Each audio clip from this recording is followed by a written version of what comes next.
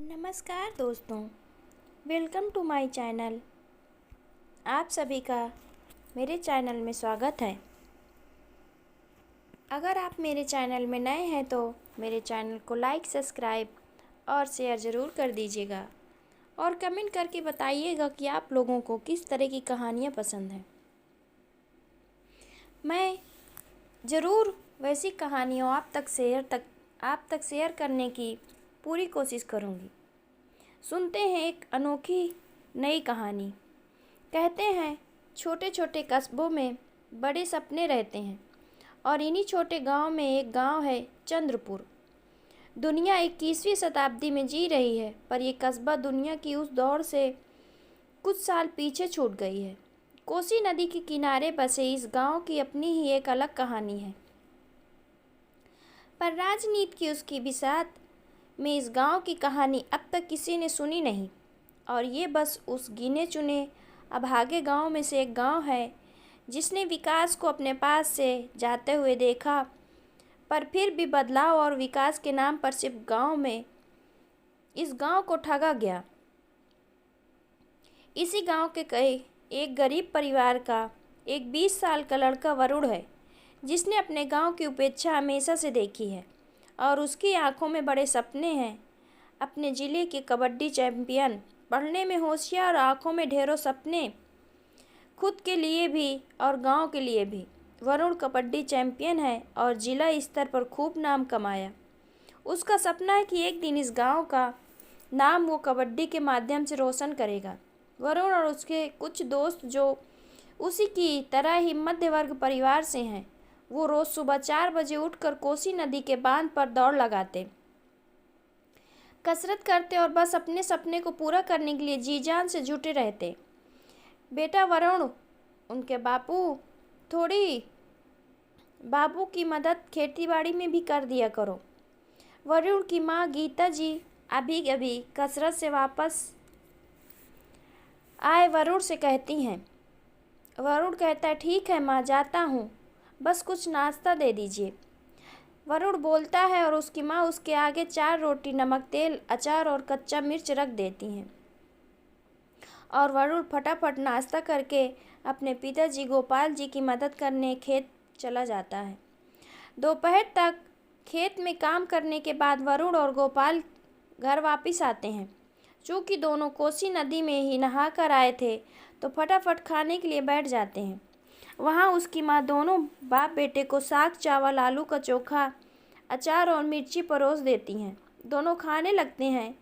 बेटा, ये कब तक खेल कूद चलता रहेगा तेरा? अब नौकरी चाकरी पर भी ध्यान दे। संध्या की शादी भी करवानी है और खेती बाड़ी से तो बड़ी मुश्किल से 2 वक्त की रोटी आ पाती है। वरुण के पिता ने कहा तो वरुण बोला, बापू आप चिंता मत करो, अगले महीने से कबड्डी चैंपियनशिप है और फिर वहाँ से स्टेट टीम, फिर नेशनल और सब सेट हो जाएगा। वरुण बड़े जोश में बोलता है, बेटा हम गरीब लोग हैं, ये ऊंचे ख्वाब मत देख। तब वरुण कहता है, बापू आप चिंता मत करो, सब ख्वाब एक दिन पूरा होगा। वरुण चमकती आंखों से बोलता है और गोपाल जी उसके बात पर निशब्द हो जाते हैं। गोपाल खाना खत्म कर और फिर अपने दोस्तों के संग पढ़ाई करने के लिए चला जाता है। वहीं गोपाल जी दोपहर के वक्त खटिया में लेटे हुए थे और उनकी पत्नी पंखा झल रही थी। उन्होंने पूछा, क्या हुआ, इतना उदास क्यों है? वरुण के पिता ने कहा, वरुण की माँ, बस वरुण का सोचता हूँ तो परेशान हो जाता हूँ। वरुण की माँ ने पूछा, क्यों परेशान हो जाते हैं? सही तो कह रहा है और मुझे उम्मीद है कि एक दिन ये हमारा नाम रोशन करेगा। उसके पिता ने कहा, मुझे पता है कुछ भी गलत नहीं कर रहा है, पर डर लगता है, हम गरीब लोग हैं और इतने बड़े सपने कहीं कुछ ऊंच नीच हो गई तो दिल टूट जाएगा इसका, और इस कच्ची उम्र के सपने अंत तक तकलीफ देते हैं। वरुण की माँ कहती हैं, आप न बेफिजूल डर रहे हैं, बस हमारे वरुण पर विश्वास रखिए। गीता जी बोलती हैं और कुछ देर के लिए गोपाल जी थकान की वजह से नींद में सो जाते हैं। वहीं वरुण अपने दोस्त शंकर और आदिल के साथ थोड़ी देर पढ़ाई करता और फिर शाम को कोसी नदी के किनारे अपने सपनों की दुनिया में मस्त गोते लगाने लगते हैं। बस इसी तरह दिन गुजरने लगते हैं और आखिर वो लम्हा आ ही जाता है जब इनके पंचायत की टीम का पहला कबड्डी मैच मधुबनी जिले में था।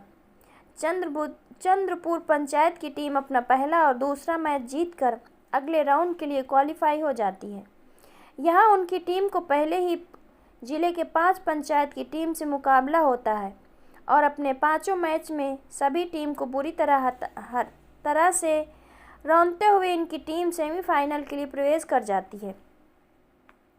अब कंपटीशन में 4 टीम्स ही बची थी और हर जगह वरुण की चर्चा हो रही थी क्योंकि उसने अब तक इस कंपटीशन में बहुत उम्दा प्रदर्शन किया था। अब बारी थी एक ऊंची छलांग लगाने की और यहाँ सेमीफाइनल और फाइनल मैच देखने के लिए स्टेट कबड्डी टीम के सिलेक्टर्स भी आने वाले थे। वरुण के घर और गांव के लोग भी काफ़ी खुश थे कि उसके बीच का उनका बेटा तरक्की की सीढ़ी चढ़ रहा है और सबसे ज़्यादा खुश वरुण की 17 साल की बहन संध्या थी जो अपनी सहेलियों के बीच नाच कर अपने भाई के किस्से सुनाती और वरुण के घर लौटते ही सबसे पहले मैच का हाल उससे जानती थी। सेमीफाइनल की सुबह थी। वरुण घर से अपने माँ पिता का आशीर्वाद लेकर और मैच के लिए निकल पड़ता है। गीता जी उसे दही और चीनी खिलाती हैं और आज तो वरुण की पूरी टीम के लिए पंचायत भवन की तरफ से एक छोटी सी बस का इंतजाम किया गया था तो ये लोग मधुबनी के लिए निकल पड़ते हैं।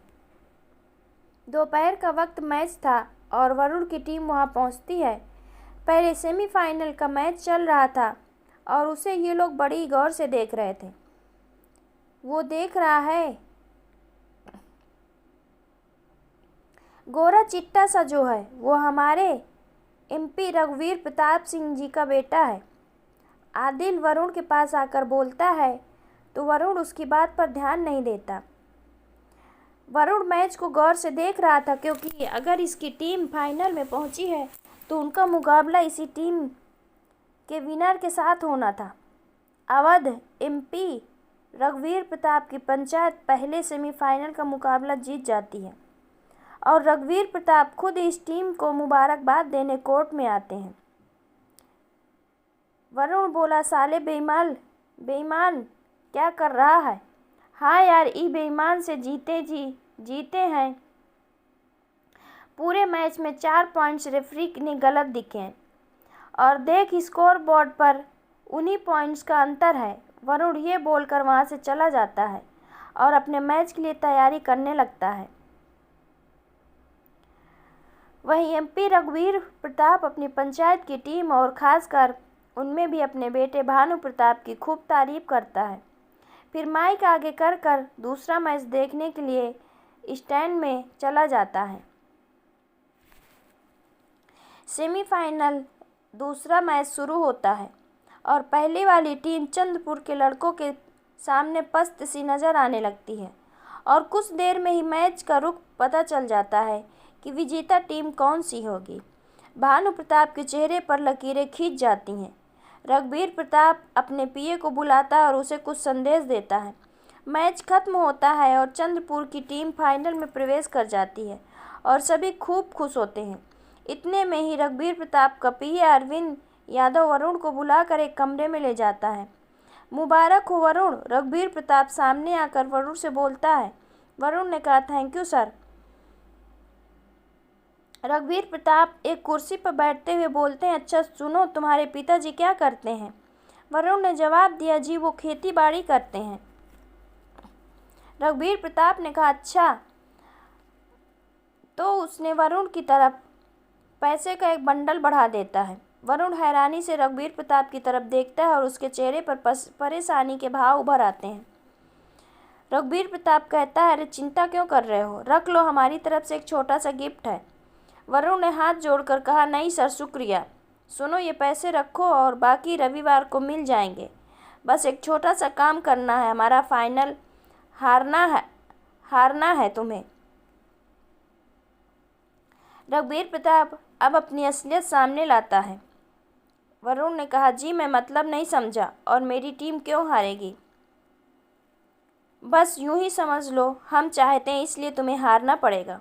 और हाँ, ज़्यादा दिक्कत वाली बात नहीं है, हम कोशिश करेंगे तुम्हें सिलेक्शन स्टेट टीम में हो जाए। रघुवीर प्रताप सिंह कहते हैं। तो वरुण ने कहा, जी नहीं, हम पैसों के लिए अपना ईमान नहीं बेचेंगे, और आप कितनी भी कोशिश कर लीजिए, ये मैच तो हम ही जीतेंगे। वरुण ये बोलकर वहाँ से जाने लगता है तो रघुवीर प्रताप कहता है, तुम गलती कर रहे हो, अच्छे खिलाड़ी हो इसलिए सोचा ज़िंदगी बना दूं, पर कोई बात नहीं, घर जाकर एक बार फिर से सोच लेना, वरना तुम नहीं तो कोई और पर फिर वापस तुम कबड्डी कभी खेल नहीं पाओगे। रघुवीर प्रताप ये बोलकर एक विजिटिंग कार्ड वरुण की तरफ बढ़ा देता है और वहाँ से चला जाता है। वरुण ने वहाँ से फिर वापस अपने दोस्तों के पास चला जाता है और वहाँ चला। अरे कहाँ चले गए थे वरुण के दोस्त? वरुण से पूछते हैं। वरुण ने कहा, अरे कुछ नहीं, बस यूं ही। वरुण बात टालते हुए बोलता है और फिर सभी अपना अपना बैग पैक करके वापस अपने गांव के लिए निकल पड़ते हैं। पूरे रास्ते सभी बस में नाचते गाजते हुए आ रहे थे। आखिर इतनी खुशी की बात थी कि ये लोग फाइनल में पहुंच गए हैं। सभी गांव पहुंचते हैं और वहां पर इन सभी का स्वागत बड़े ज़ोर शोर से किया जाता है, और जब अंधेरा घिर जाता है तभी ये लोग अपने घर पहुंचते हैं। रात के वक्त वरुण आंगन के खटिया में लेटा हुआ था और ऊपर आसमान की तरफ देख रहा था।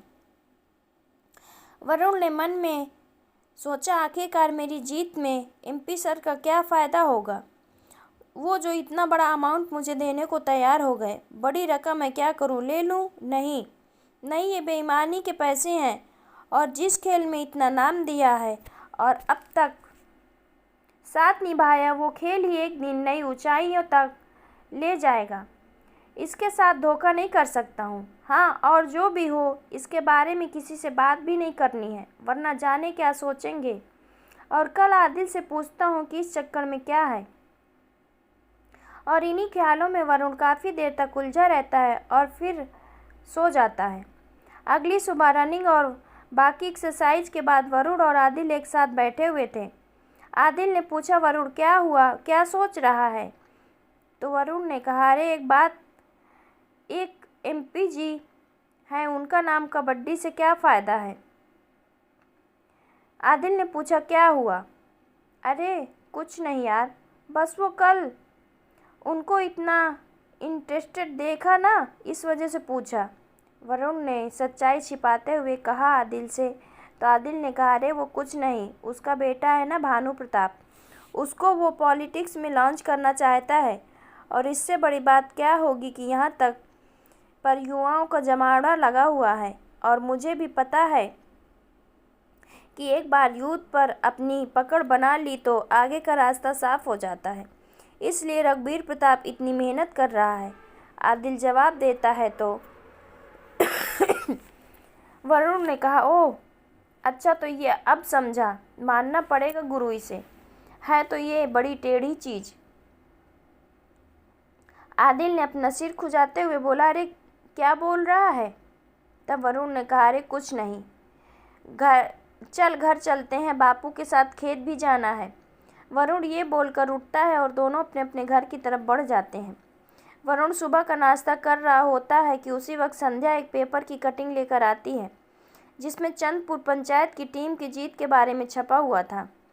भाई मेरा हीरो बन गया, संध्या खुश होते हुए बोली, और वरुण नाश्ता करते हुए बस मुस्कुरा देता है। वरुण अपना नाश्ता फटाफट खत्म करता है और कुदाल लेकर खेत की तरफ चला जाता है। अभी फाइनल में 3 दिन का वक्त बचा हुआ था, पर वरुण के दिमाग में रघुवीर प्रताप की बातें घूम रही थी, और इस वजह से उसका ध्यान काम में नहीं लग रहा था। तो वरुण के पिता ने पूछा, क्या हुआ बेटवा, क्या दिक्कत है? तुम छोड़ो, जाओ, हम कर लेंगे, वैसे भी थके हुए लग रहे हो। गोपाल जी वरुण के पास आकर बोलते हैं। तो वरुण कहता है, नहीं बापू, बस थोड़ी देर सुस्ता लेता हूँ, फिर वापस से काम में लग जाऊंगा। धूप ज़्यादा है, अभी भी सुस्ता लीजिए, वरुण बोलता है, और फिर कुदाल लेकर जाकर एक पेड़ की छांव में बैठ जाता है। मई की दोपहरी में सूरज सिर पर आ गया था और इस मौसम में थकान जल्दी हो जाती है, इसलिए वरुण तो सुस्ताने आ गया, पर उसके बाबूजी अभी खेत में जुटे हुए थे और वरुण उठकर फिर तुरंत ही खेत में जुट जाता है ताकि उसके बाबूजी को ज़्यादा मेहनत न करना पड़े। दोनों बाप बेटे भरी दोपहरी में खेत में जुटे रहते हैं ताकि फसल अच्छी हो जाए और उनका गुजारा चल जाए। दोपहर के वक्त थक कर दोनों घर पहुंचे और वरुण खाना खाकर कुछ देर के लिए खाट पर लेट जाता है। संध्या वरुण के पास आकर कहती है, भैया स्कूल में फंक्शन है। तो वरुण कहता, हाँ तो बोलो, बोल क्या हुआ। भैया एक ड्रेस चाहिए थी। और वरुण हाँ में ही सिर हिला देता है। संध्या खुश होते हुए वहाँ से चली जाती है और अब वरुण ये सोच रहा था कि उसने कह तो दिया है, पर संध्या के लिए ड्रेस के लिए पैसे कहाँ से लाएगा। और इसी उधेड़-बुन में अब उसकी नींद उड़ जाती है। वरुण की नींद उसकी बहन की बातों से उड़ गई। हालांकि ये कोई बड़ी बात नहीं थी उनके परिवार के लिए कि अपने सपनों को मार कर जिए हों। जब से वरुण ने होश संभाला था वो हमेशा इसी कोशिश में रहता था कभी भी उसकी बहन को अभाव भरे माहौल में न जीना पड़े, और इसी वजह से उसके पास जब भी कभी थोड़े पैसे आते तो उन्हें संभाल कर रख लेता था। इस वक्त पैसे आते तो उन्हें उसके लिए इतने पैसे नहीं थे कि वो संध्या के लिए एक सुंदर सी ड्रेस ला सके। फिर अचानक से उसे याद आता है कि फाइनल जीतने पर उन्हें कुछ पैसे भी मिलने वाले हैं जिससे उसका काम आसान हो जाएगा। और फिर अचानक से उसके चेहरे पर चमक आ जाती है। वरुण कुछ देर बाद उठकर कोसी नदी के बांध की तरफ चला जाता है। वहाँ पर शंकर पहले से बैठा हुआ था। वरुण ने पूछा, अरे आज आदिल नहीं आया क्या। शंकर ने कहा, ना, पता नहीं कहाँ गायब है। आते हुए उसके घर से बाहर आवाज़ भी दिया था पर मिला नहीं घर पर। शंकर बोलता है तो वरुण ने फिर शंकर और वरुण फिर कुछ देर के लिए बैठकर इधर उधर की बातें करते हैं और अंधेरा घिरने पर घर की तरफ चले जाते हैं। रास्ते में उसे आदिल मिल जाता है तो उसने पूछा, अरे कहाँ था आज। आदिल ने जवाब दिया, एक काम आ गया थी इस वजह से कहीं चला गया था। और फिर तेजी से कदमों से घर की तरफ बढ़ जाता है। वरुण कुछ ध्यान ज़्यादा नहीं देता है इस पर और आराम से अपने घर पहुंचता है। वहाँ संध्या लालटेन की रोशनी में पड़ रही थी क्योंकि शाम में लाइट भी गुल हो जाती थी। और वरुण उसी के पास जाकर बैठ जाता है। पूछता है बहन से, कैसी चल रही है तेरी पढ़ाई, कोई दिक्कत तो नहीं है ना। संध्या ने जवाब दिया, नहीं भैया कोई दिक्कत नहीं है। किताबों में खोए हुए ही जवाब देती है। और फिर वरुण कुछ देर उसके पास बैठता है और चूल्हे के पास चला जाता है जहाँ उसकी माँ रोटियाँ बना रही थी। वरुण ने कहा, माँ गैस चूल्हा क्यों नहीं जलाया है। उसकी माँ ने कहा, बेटा गैस ख़त्म है और इतना महंगा है, इससे अच्छा कि चूल्हे पर रोटी बना ली जाए। माँ के जवाब सुनकर वरुण फिर एक बार सच्चाई के धरातल पर वापस आ जाता है। वरुण कुछ देर बाद बाहर चला जाता है और एक शांत सी जगह पर खामोश बैठ जाता है। वरुण मन में कुछ दिनों की बात है, एक बार स्टेट टीम में सिलेक्शन हो जाएगा, फिर नेशनल, सब तकलीफ़ें सब परेशानियां दूर हो जाएंगी। बापू को पूरे दिन ऐसे काम नहीं करना पड़ेगा। बहन की सारी मांग एक आवाज़ में पूरी हो जाएगी।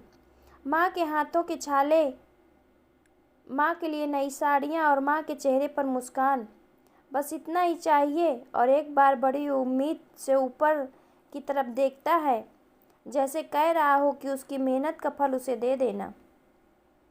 फिर वो काफ़ी देर तक शांत बैठा रहता, फिर घर के अंदर तलक चला जाता है। गरीबी में ज़रूरी जी रहे थे ये सभी, पर खुशियों की कोई कमी नहीं थी। पूरा परिवार एक साथ खाना खाने के लिए बैठता है और भले ही पेट नहीं भरता पर मन भर जाता है, क्योंकि सब यही सोचते हैं कि उसने एक रोटी ज़्यादा खा ली तो किसी को अपना हिस्सा छोड़ना पड़ेगा। इसी वजह से सब जितना भी पकता है उसी में मिल बांट कर खा लेते हैं। धीरे धीरे ये 2 दिन बीत जाते हैं और रविवार की सुबह आ जाती है। आज इनका फाइनल का मुकाबला था और गांव के लोग भी काफ़ी एक्साइटेड थे इस मैच को लेकर। गांव के मुखिया सरपंच सब धोती कुर्ता पहनकर आज का मैच देखने के लिए जाने को तैयार थे। सही वक्त पर बस आ जाती है और उसमें सवार होकर सभी मधुबनी के लिए निकल जाते हैं। वरुण मैच से पहले थोड़ी देर शांत रहना चाहता था और शांति से पीछे की सीट पर जाकर बैठ जाता है। उसे एक बड़ी बात अजीब लग रही थी। सेमीफाइनल के बाद आदिल का रवैया काफ़ी बदल गया था। वरुण मन में तू ज़्यादा सोच रहा है, हो सकता है मैच की वजह से थोड़ा स्ट्रेस हो। फिर वो बाहर की तरफ देखने लगता है। दोपहर के 12 बजे इनकी बस मधुबनी के स्टेडियम में पहुंच जाती है और सभी खिलाड़ी चेंज करके वार्म अप वगैरह करते हैं। फाइनल मुकाबला था तो आज कई सारे गेस्ट भी आए हुए थे और उनका भाषण वगैरह चलता है। फिर चीफ गेस्ट जो कि बिहार के खेल मंत्री थे वो भी आए हुए थे, तो खिलाड़ियों के हौसला अफजाई के लिए वो कोर्ट में आकर सभी खिलाड़ियों को ऑल द बेस्ट विश करते हैं। फिर रघुवीर प्रताप के साथ स्टेडियम की तरफ बढ़ जाते हैं। मैच शुरू होता है और शुरू से चंद्रपुर की टीम अटैकिंग खेलना शुरू करती है और अवधपुर की टीम को बैकफुट पर धकेल देती है। हाफ टाइम से कुछ मिनट पहले अवधपुर की टीम ऑल आउट होने वाली थी क्योंकि उनका सिर्फ एक डिफेंड बचा था और आदिल रेड के लिए तैयार था। पर ये क्या, वहां आदिल 3 पॉइंट सामने वाली टीम को दे आता है और अगले रेड पर फिर एक बार अवधपुर की टीम 3 पॉइंट ले जाती है और देखते देखते हाफ टाइम आते जाते अवधपुर की टीम इस मुकाबले में बढ़त बना चुकी थी। हाफ टाइम के दौरान वरुण आदिल से पूछता, ये तूने क्या किया, क्या हो गया, इनका फाइल क्यों हो रहा है, मैच ही तो है, हो गई गलती। आदिल गुस्से में बोलकर वहां से साइड चला जाता है और वरुण हतप्रभ होकर बस उसे देखता रह जाता है और फिर अपने बाकी साथियों को फोकस करके बोलता है। हाफ टाइम खत्म होने के कुछ सेकंड पहले वरुण की नज़र आदिल पर जाती है। उस वक्त आदिल रघुवीर प्रताप के इशारे से कुछ बात कर रहा था और उसे सारा माजरा समझ आ जाता है। वरुण फिलहाल इस बारे में सोचना छोड़कर गेम पर फोकस करना उचित समझता है और वहां जी जान लगाकर खेलने लगता है। इस पर मैच में आदिल और एक खिलाड़ी संजीव का खेल पूरी तरह से पलट गया। ऐसा लग रहा था कि जैसे दोनों चंद्रपुर की हार के लिए खेल रहे हैं। फुल टीम होते होते बड़ी मुश्किल से चंद्रपुर और अवधपुर की टीम को स्कोर बराबरी पर पहुंचता है और फिर एक बार वरुण की कलाबाजी से अपनी टीम को 1 पॉइंट की लीड दिला देता है। फिर 20 सेकंड के गेम बाकी था और अवधपुर की टीम की तरफ रेड के लिए भानु प्रताप आता है। वरुण आगे आकर सबको समझाता है कि बस कैसे भी इसे पॉइंट नहीं देना है। इस बीच विसल बजता और भानु प्रताप रेड के लिए आता है। सिर्फ 10 सेकंड ही टाइम बचा हुआ था और सब सही चल रहा था। अचानक से आदिल और संजीव भानु प्रताप को टैकल करने के लिए आते हैं पर वो बच निकलता है और गेम का फाइनल फिसल बजता है, जिसके बाद अवधपुर की टीम को विजेता घोषित किया जाता है। अवधपुर की टीम के खिलाड़ी खुशी के मारे उछल कूद कर रहे थे, वहीं चंद्रपुर की टीम खिलाड़ी खासकर वरुण और शंकर वहीं कोर्ट पर ही सिर पकड़कर बैठ जाते हैं। वरुण की आंखों में आंसू थे। 1 मिनट में उसका सपना चकनाचूर हो गया था और अपने आंखों के सामने उसने अपने सपने को भरभरा कर टूटते हुए देखा। हालांकि चारों तरफ इनके खेल की प्रशंसा हो रही थी, फिर भी कुछ था जो टूटा सा गया। अवधपुर की टीम कुछ देर बाद जश्न मनाना बंद करके हारी हुई टीम के पास आती है और खेल भावना का परिचय देते हुए उनसे हाथ मिलाने आती है। भानु प्रताप और वरुण आमने सामने थे। मान लेते पापा की बात तो आज ये नौबत न होती। भानु प्रताप हाथ मिलाकर वरुण के गले लगते हुए उसके कान में कहता है और वरुण बस उसकी बात सुनकर खामोश रहता है। उसे हार से ज़्यादा तकलीफ इस बात की थी, उसके अपने प्रिय बचपन के दोस्त की तरफ से उसे इतना बड़ा धोखा मिला था। इस हार ने वरुण को पूरी तरह से तोड़ दिया था, पर फिर भी खुद को संभालते हुए स्टेज पर जाकर उप विजेता की ट्रॉफी रघुवीर प्रताप के हाथों से लेता है। मेरी दुनिया में स्वागत है, अब देखता हूँ तुम कैसे स्टेट और नेशनल के लिए खेलते हो। और हाँ, तैयार रहना आगे आने वाले सरप्राइज के लिए। रघुवीर प्रताप मुस्कुराते हुए वरुण से बोलता है और उस वक्त वरुण उसकी बात का मतलब नहीं समझ पाता है और ट्रॉफी लेकर नीचे उतर जाता है।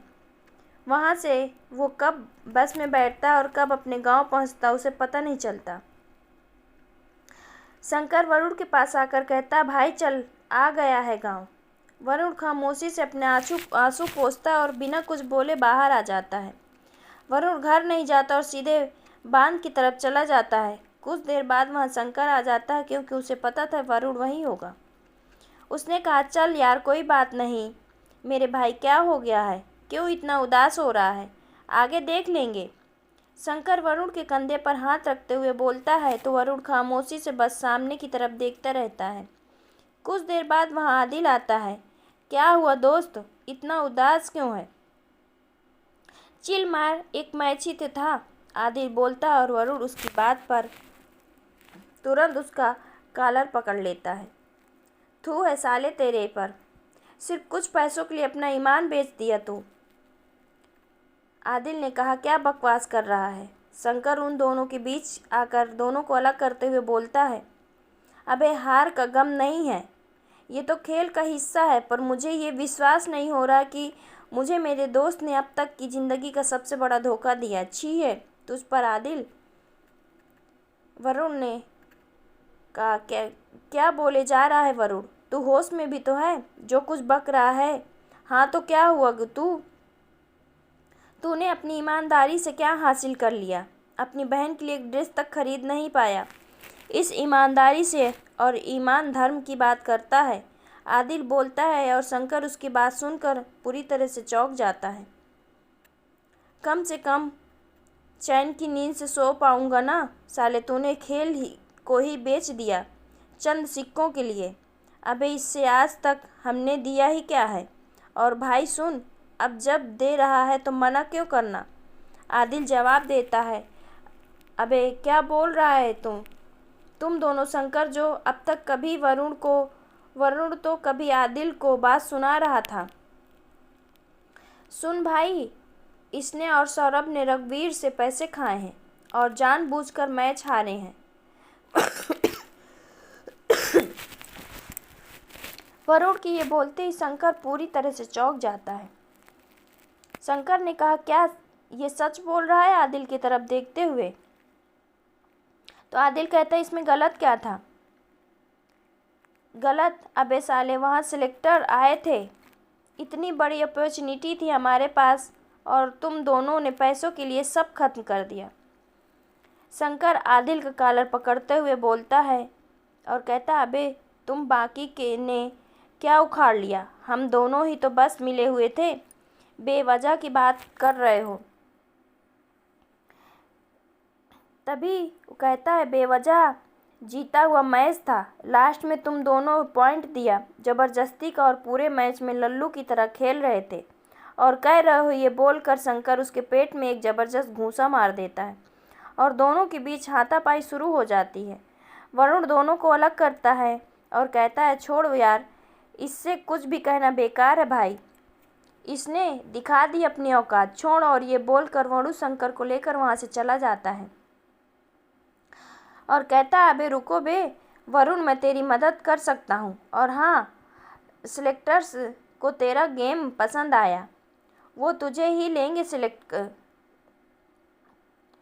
सिलेक्ट कर लेंगे, चिंता मत कर। और मेरे भी पैसे बन गए। आदिल पीछे से आवाज़ देता है, पर ये दोनों आगे बढ़ चुके थे।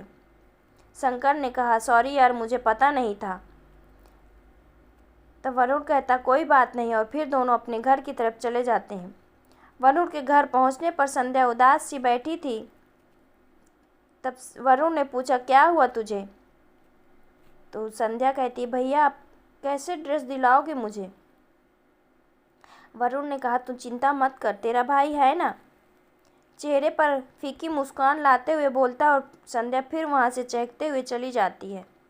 वहीं वरुण ये सोच रहा था कि उसने वादा तो कर दिया, पर इस वादे को कैसे पूरा करेगा। तभी उसके पिता आते हैं और पूछते हैं, बेटा रुआसा मत हो, हार जीत तो लगी रहती है। वरुण ने कहा, जी बाबूजी।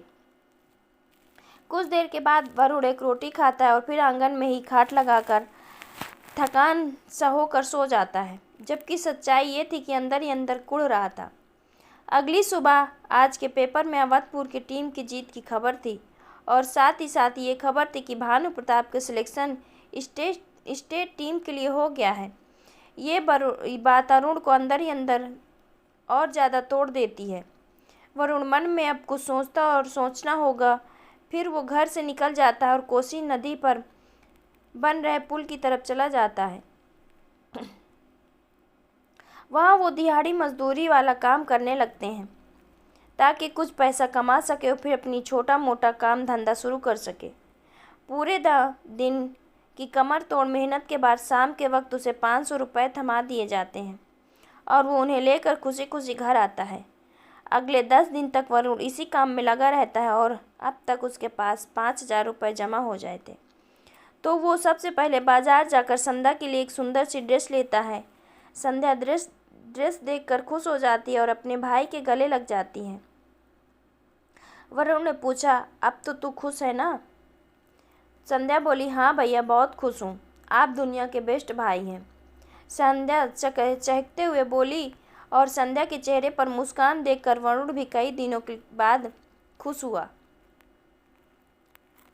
संध्या को खुश देखकर काफ़ी खुश था वरुण और हाथ मुंह धो रहा था। उसी वक्त इनकी झोपड़ी पर किसी ने दस्तक होती है। तभी उसकी माँ जाकर दरवाज़ा खोली तो सामने पुलिस को देखकर चौंक जाती है और पूछती, दरोगा जी, कहिए यहाँ कैसे आना हुआ? वरुण का घर यही है ना? उसने कहा, जी मैं उसी की माँ हूँ, कहिए क्या बात है? कहाँ है उसे ज़रा बुलाइएगा। उसकी माँ ने कहा, अभी बुलाती हूँ, क्या बात है? थोड़ा डरते हुए बोली, पूछ लीजिएगा अपने लाट साहब से। और इतने में वरुण गमछे से मुंह पोंछते हुए वहाँ आता है और दरोगा कांस्टेबल को कुछ इशारा करता हुआ तुरंत वरुण को पकड़ लेते हैं। तब वरुण चौंकते हुए कहता, ये क्या कर रहे हैं आप लोग? हमें क्यों पकड़ रहे हैं? एक तो चोरी, ऊपर से सीना चोरी। वो दरोगा जी सुनील प्रताप बोलता है और कांस्टेबल उसे गाड़ी में बिठाने के लिए बोलता है। इतने ही देर में उसके घर के बाहर लोगों के भीड़ जमा होती है। सभी पूछते हैं, क्या हुआ क्या नहीं, और पुलिस वाले वरुण को गाड़ी में बिठाकर तुरंत वहां से पुलिस स्टेशन के लिए निकल जाते हैं। वरुण पूछता रह जाता है कि उसने कुछ नहीं किया है, क्या हुआ है, पर गरीब को कौन सुनता है। उसे थाने में बंद कर दिया जाता है। थोड़ी देर में गोपाल जी गीता थाने पहुंचते हैं और कहते हैं, दरोगा जी, मेरा बेटा निर्दोष है, उसने कुछ नहीं किया। गोपाल जी हाथ जोड़कर कहते हैं, किसी को भी अपना बच्चा गुनहगार नहीं लगता। दरोगा कहता है, जाओ यहाँ से, कुछ नहीं हो सकता, कल कोर्ट में मिलना। दरोगा जी गोपाल जी को झिड़कते हुए बोले और वो रोते हुए बाहर चले जाते हैं। वहीं वरुण शांति से लॉकअप में बैठा हुआ था। उसे अब रघुवीर प्रताप की बात समझ आ रही थी। उसने कहा, क्या मतलब?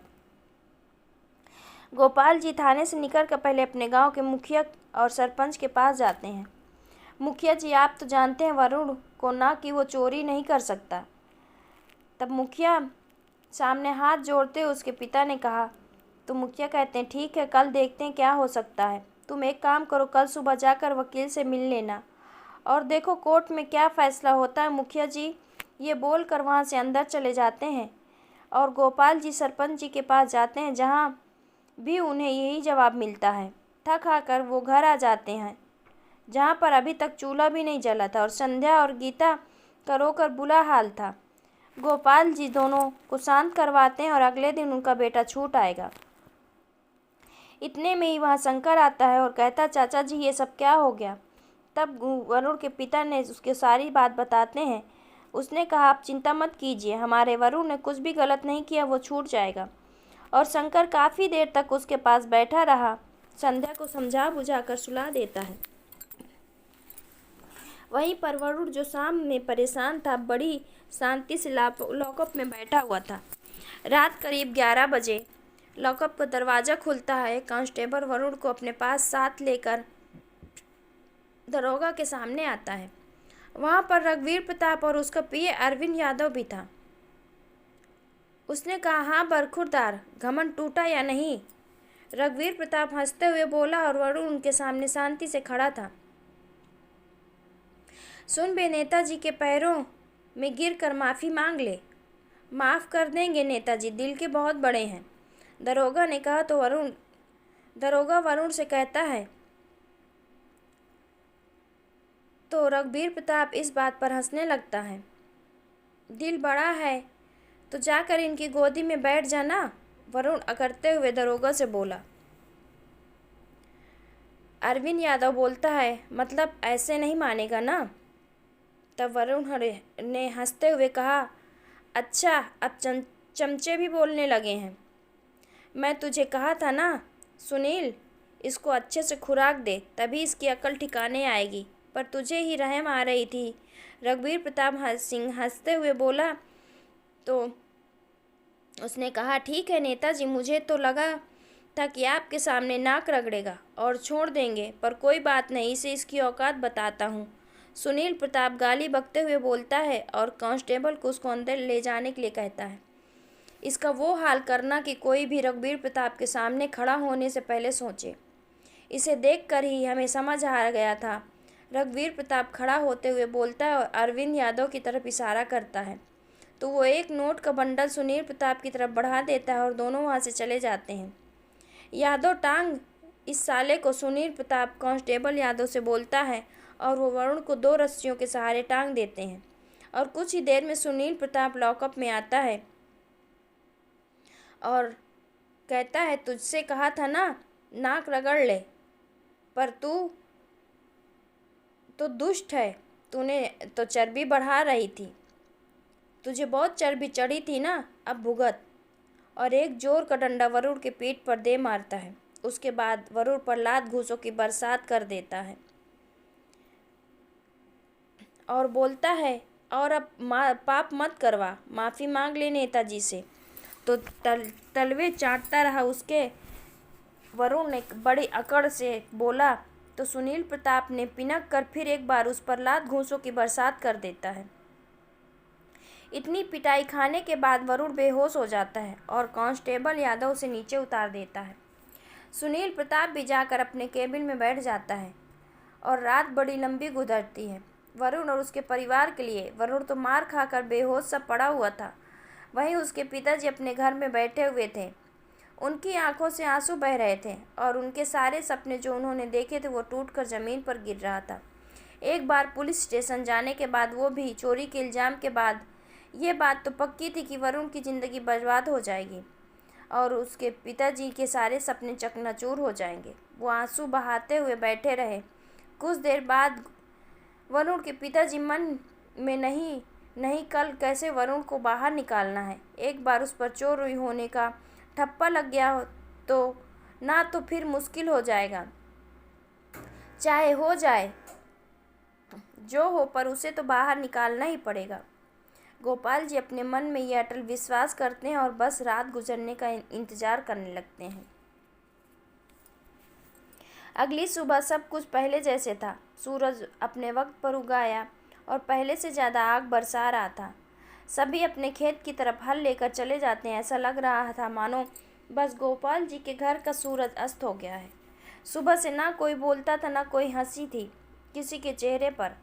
गोपाल जी फटाफट एक पेटी खोलते हैं और उसमें से ज़मीन के कागज़ निकालते हैं। तो गीता जी आकर पूछती हैं, ये आप क्या कर रहे हैं? उन्होंने जवाब दिया, वरुण को छुड़ाने के लिए पैसे चाहिए और बस उसी के लिए ज़मीन गिरवी रखने जा रहा हूँ। गोपाल जी के ये कहकर फटाफट निकल कर विनोद राय जी जो कि पैसे सूद पर देता है उसके पास जाते हैं। गोपाल जी उसके घर के आगे जाकर लाला जी से मिलने को कहते हैं और गोपाल जी उसके खलिहान में खड़े थे। उन्होंने कहा, हाँ क्या हुआ, काहे सुबह सुबह आ गए हो? लाला जी पैसे चाहिए थे। गोपाल जी हाथ जोड़ते हुए बोलते हैं, तुझे क्या ज़रूरत पड़ गई? वो मेरा बेटा। अच्छा, तो तू उस चोर का बाप है? साला अच्छा हुआ जेल में सड़ रहा है। विनोद राय हिकारत भरी नज़र से गोपाल को देखते हुए बोलते हैं। तो गोपाल के पिता ने कहा, नहीं लाला जी, वो चोर नहीं है। खैर छोड़, मुझे क्या, कितने पैसे चाहिए? 50,000। और गोपाल जी ज़मीन के कागज़ विनोद राय की तरफ बढ़ा देते हैं। विनोद राय ज़मीन के कागज़ ले लेता है और उसे बड़े गौर से देखता है। 10% ब्याज लगेगा और ना चुकाने पर जो मर्जी वो करूँगा, ठीक है ना? गोपाल जी ने कहा, जी लाला जी। और विनोद राय अपने आदमी को उसे पैसे देने को कहता है और गोपाल जी वहाँ से कोर्ट की तरफ बढ़ जाते हैं। रास्ते में उन्हें शंकर मिल जाता है और दोनों कोर्ट जाते हैं। वहाँ वकील भेड़िए की तरह इन पर झपट पड़ते हैं कि वो बेल दिलवा देंगे, तो वो बेल दिलवा देंगे। और फिर शंकर एक अच्छे वकील अवतार सिंह के पास जाता है जो उनसे 50,000 रुपये सिर्फ केस लड़ने के मांगता है और ये लोग उसे पैसे दे देते हैं। कुछ देर बाद उन्हें वरुण टूटी फूटी हालत में आता हुआ दिखाई देता है। दोनों दौड़कर उसकी तरफ जाते हैं पर वरुण कोई बात नहीं करता और अपनी बारी आने पर जाकर कटघरे में खड़ा हो जाता है। वहाँ पर वरुण कोसी बांध पर बन रहे पुल के पास से लोहा और पैसे चोरी करने का आरोप था और वहाँ का जेई सुरेंद्र आकर कोर्ट में बयान देता है कि उन्होंने उसे लोहा चोरी करते हुए देखा। कोर्ट में वरुण के पक्ष को बिल्कुल नहीं सुना जाता है और उसे न्यायिक हिरासत भेज दिया जाता है। गोपाल जी बिल्कुल टूट जाते हैं और बड़े रुआसे हुए कदमों की तरफ घर में बढ़ते हैं। उनको अब कुछ समझ नहीं आ रहा था क्या है, क्या करें क्या ना करें। वहीं शाम का वक्त था। शंकर बांध पर जाता है और उसकी भी आंखों से आंसू बह रहते हैं। वहीं उस वक्त वहाँ आदिल आता है। क्या हुआ? वरुण का सोच रहा है। क्यों किया तूने आदिल ऐसा? अबे हद है, तू भी मुझे ही बोल रहा है। अब इसने मान ली होती तो सब नहीं होता। न इसके साथ आदिल बोलता है और कहता है, तुझे दोस्त मानना भाई से बढ़कर मानते थे पर तूने छोड़, अब से हमारे रास्ते अलग हैं आदिल। और हाँ, अगर कभी कहीं मिला तो यकीन रख दोस्ती का रिश्ता बीच में नहीं आएगा, ये वादा है तुझसे। शंकर गुस्से में बोला और वहाँ से निकल गया। दिन हफ्ते और महीने गुजर जाते हैं पर ना तो वरुण जेल से बाहर आ पाता है ना ही हालात सुधरते हैं। वरुण को अब राटी जेल भेज दिया जाता है। इधर गोपाल जी के ऊपर विनोद राय का कर्ज के पैसा देने का दबाव हो रहा है। पहले तो कोर्ट के चक्कर और फिर बाढ़ की वजह से फसल बर्बाद होने की वजह से खाने की बिलाले पड़ जाते हैं, तो वो सूद और असल कहाँ देता। बस विनोद राय से जिल्लत होते रहते। वहीं अरविंद राय एक बार वरुण से मिलने जेल गया। अभी तो तेरी अकल टूटी ही नहीं, अरविंद राय वरुण से बोलता है और वरुण बस गुस्से में उसे घूर कर देखता है तो वो खिलखिलाकर हंसते हुए ये कहकर वहाँ से चला जाता है, ठीक है सड़ता रहो यहीं पर। वरुण जब से जेल आया है वो खामोश था, बस एक कोने में पड़ा रहता था और अंदर ही अंदर कुड़ता रहता था। ना किसी से बोलता ना हंसता, बस शांति में बैठा रहता। अब उसे जेल में 6 महीने बीत चुके थे। अब तक उसके बाल और दाढ़ी काफ़ी बढ़ चुकी थी। शाम का वक्त था। जब से तू आया यहाँ तब से देख रहा हूँ किसी से कोई बात नहीं करता, ना हंसता है ना बोलता है। लगभग एक 40-45 साल का हट्टा कट्टा आदमी गुरु आकर वरुण से बोलता है पर वरुण खामोश रहता है। सुन, 1 महीने में मैं यहाँ से बाहर जाऊँगा, फिर कोशिश करूँगा तेरी भी बेल करवा दूँ। वरुण ने कहा, ना, मुझ पर ये एहसान मत करना। उसने कहा, अबे एहसान नहीं कर रहा हूँ, देख मैं जानता हूँ कि तू क्यों यहाँ आया है और इस वजह से मेरे दिल में तेरे लिए इज्जत और बढ़ गई है। और सुन, यहाँ से बाहर निकलने के बाद तेरे पास कोई रास्ता नहीं बचेगा, तो जो भी करना सोच समझ कर करना। गुरु ये बोलकर वहाँ से चला जाता है। वरुण गुरु की कई बातों के बारे में सोचने लगता है। वहीं बाहर चंदपुर में वरुण के घर के बाहर विनोद राय गोपाल जी के घर के बाहर आता है। तो गोपाल जी ने कहा, लाला जी आप? तो उसने कहा, हाँ भाई, पैसे का कुछ हुआ? विनोद राय एक कुर्सी पर बैठकर बोलता है। गोपाल जी ने कहा, लाला जी फसल भी नहीं हुई है इस बात तो थोड़ी मोहलत दे दीजिए तो आपके पैसे सूद के साथ लौटा दूंगा। गोपाल जी हाथ जोड़ते हुए कहते हैं। इतने में संध्या घर आती है और विनोद राय उसे घूरते हुए कहता है, ये कौन है? गोपाल जी, मेरी बेटी है। वो कहते हैं तो विनोद राय कुर्सी से उठता और गोपाल जी को लेकर साइड में जाता है। सुन, मैं न तेरे ज़मीन का कागज़ तुझे भिजवा देता हूँ और तेरे पास जब पैसे हों तब दे देना। बस अपनी बेटी को बीच बीच मेरे पास भेज दिया कर। विनोद राय बड़े कमीनेपन के संग बोलता है तो गोपाल जी कहते हैं, लाला जी कैसे बात कर रहे हैं आप? हम गरीब जरूर हैं पर इतने गिरे हुए नहीं हैं। गोपाल जी रोते हुए कहते हैं, तेरे फायदे की बात कर रहा था गोपाल, मान जा। और ये बोलकर विनोद राय वहाँ से चला जाता है। गोपाल जी धम से जमीन पर बैठ जाते हैं और उनके आंखों से बस आंसू की धारा बहती है। इधर गोपाल जी लाचार बेबस से घर के बाहर बैठे हुए थे। आज गरीबी उन्हें इस हालत में ले आई कि वो ना अपने बेटे को बाहर निकाल पा रहे हैं और न विनोद राय की गंदी नज़र से अपनी बेटी को बचा पा रहे हैं। भूख से तो अब तक लड़ रहे थे, पर अब बात इज्जत और मान मर्यादा पर आ गई है और एक एक पल बड़ी मुश्किल से कट रहा था। क्या हुआ, क्या कहा लाला जी ने? वरुण की माँ ने बाहर आकर गोपाल जी से पूछा तो उन्होंने कहा, कुछ नहीं, बस थोड़ी सी मोहलत मांगी है उनसे। गोपाल जी नज़र चुराते हुए उनको जवाब देते हैं, कैसे देंगे उनके पैसे? ऊपर से हमारा वरुण और गीता की आंखों में आंसू आ जाते हैं। गोपाल जी कहते हैं, ऊपर वाला है ना, सब ठीक कर देगा। वहाँ से उठकर चले जाते हैं। फिर रात के वक्त गोपाल जी वापस आते हैं पर थोड़ा असहज महसूस कर रहे थे। बड़ी मुश्किल से एक रोटी उनके गले से नीचे उतरती है और वो जाकर खाट पर लेट जाते हैं। इधर गोपाल जी लाचार बेबस से घर में बैठे हुए थे। आज गरीबी उन्हें इस हालत में ले आई, न बेटे को न बेटी की मर्यादा बचा पा रहे हैं।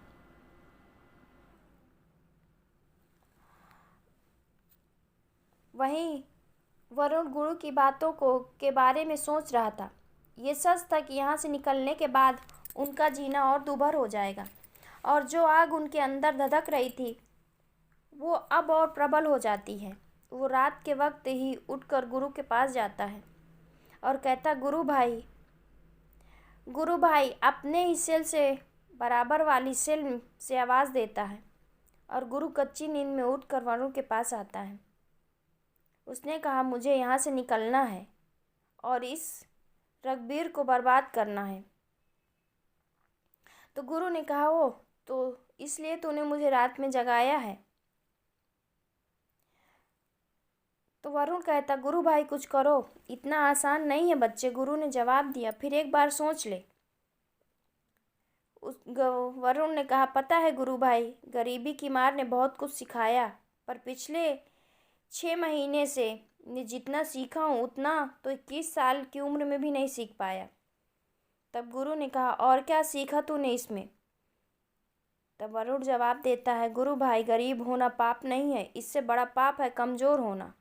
और अब वक्त आ गया है जब सबका हिसाब होना होगा। बड़ा सीरियस होकर बोलता है वरुण। तो गुरु कहता है, अच्छा पहला पाठ तो सीख चुका है, कल से शरीर पर ध्यान दे और हाँ, किसी पर वार करना हो तो उसके दिमाग और दिल पर करो। अगर तूने रघुवीर को मार दिया तो खेल खत्म। अगर तूने उसके दिमाग पर अटैक किया तो याद रखना, मरने के बाद भी उसे ये बात याद रहेगी। गुरु बड़े आराम से बोलता है और वरुण वहाँ हाँ में सिर हिला देता है।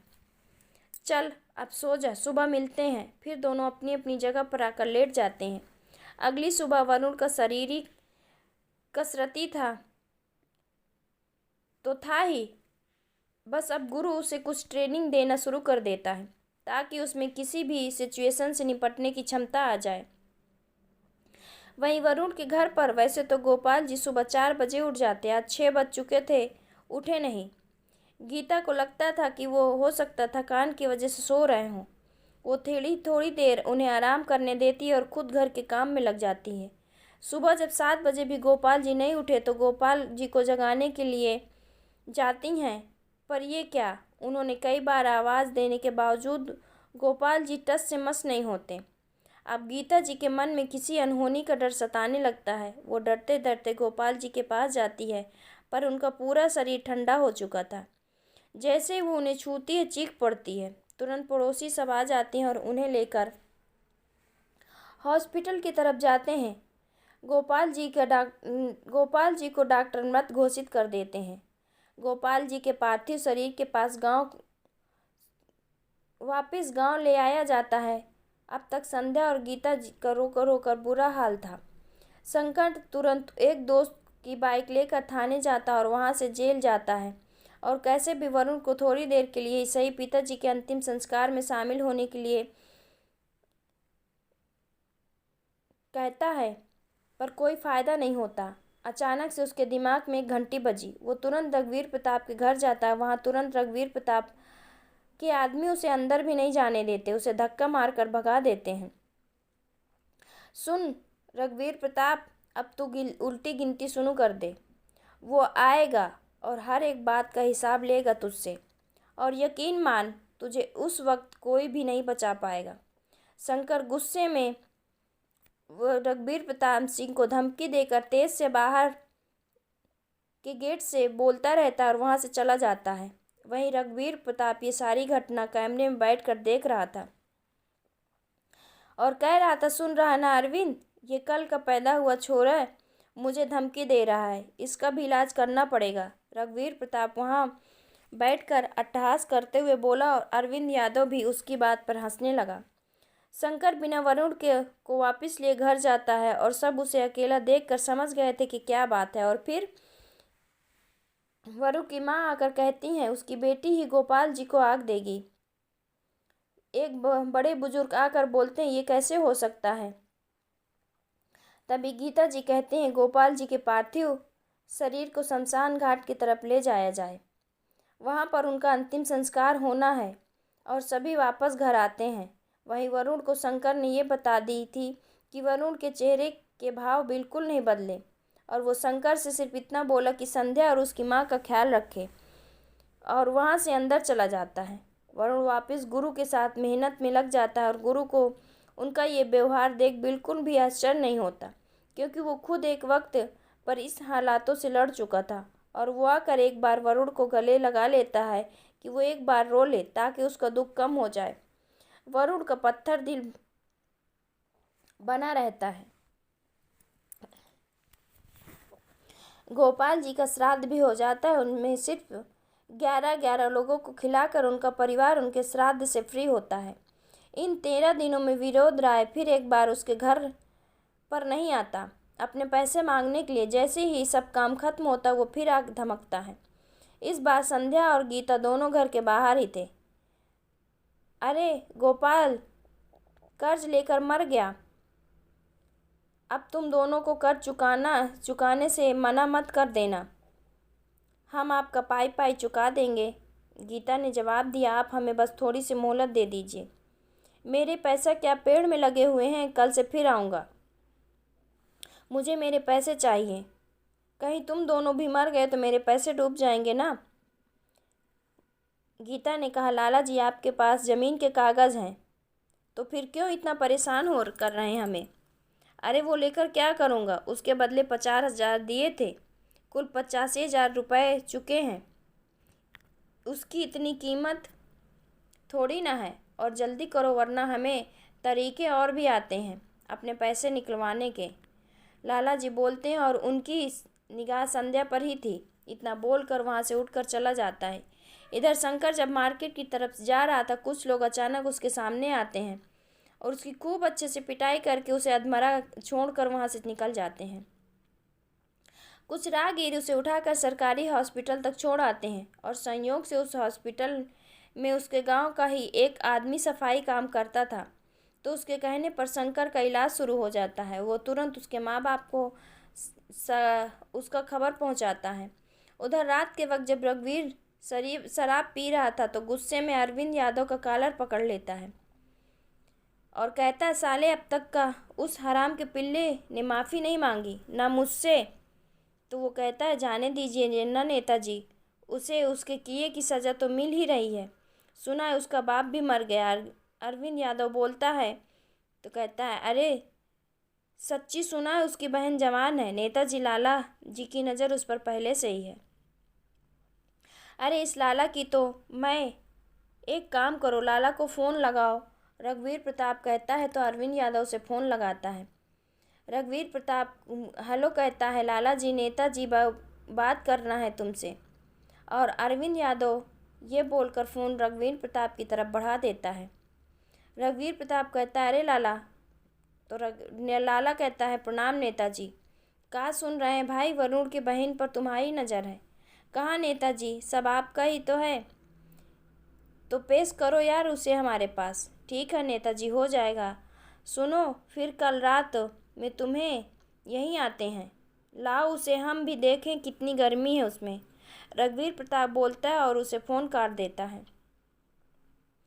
इस एक बात से लाला की भी नज़र चमक जाती है, क्योंकि अब उसे उठाने में कोई दिक्कत नहीं थी। क्योंकि नेताजी अब कोई दिक्कत होने देते तो विनोद राय के चेहरे पर एक बड़ी सी मुस्कान आती है। अगली सुबह शंकर की पिटाई के बाद उसे काफ़ी चोट आई थी, पर वो अब पहले से बेहतर हालत में था और हॉस्पिटल में एडमिट था। वहीं गीता, वरुण की माँ, इस सोच में मरे जा रही कि विनोद राय को क्या जवाब देंगी।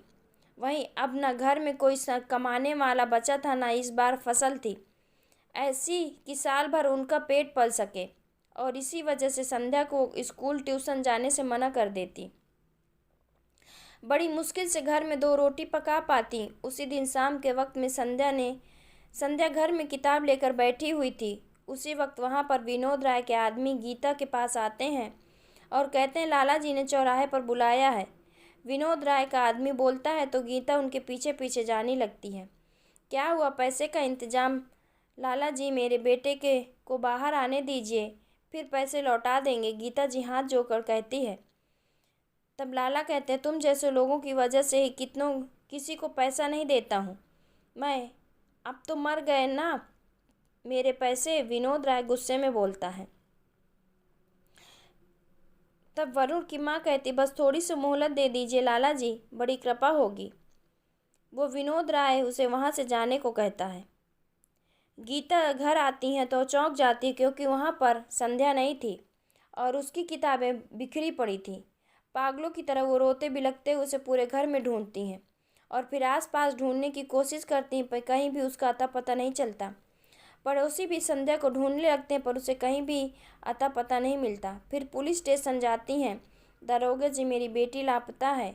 दरोगा कहता, लापता है तो क्या मतलब है? अभी थोड़ी देर पहले वो घर में ही थी और अब कहीं नहीं मिल रही है, उसे ढूंढ लीजिए ना। गीता कहती, दरोगा के सामने हाथ जोड़ती है। तो दरोगा कहता, अरे भाग गई होगी किसी के साथ, जब 2-4 दिन में मन भर जाएगा तो आ जाएगी, जाए यहाँ से। दरोगा के ऐसा कहने पर वो कहती, बस ऐसी ओछी बात मत कीजिए। गीता थोड़ा गुस्से में बोलती हैं। तब दरोगा ने तेज आवाज़ सुनकर बौखला जाता है और आकर पहले गीता के मुंह पे एक खींचकर चमाचा मारता है, फिर गीता के सीने पर हाथ रखकर उसे धक्का दे देता है। साली खुद जैसी वैसी बेटी भी होगी ना, निकल यहाँ से। और बहुत बुरी तरह से गालियाँ देकर उनको वहाँ से भगा देता है। सबके बाहर जाने के बाद सुनील प्रताप लाला जी को फ़ोन करता है और कहता, क्या सच्ची?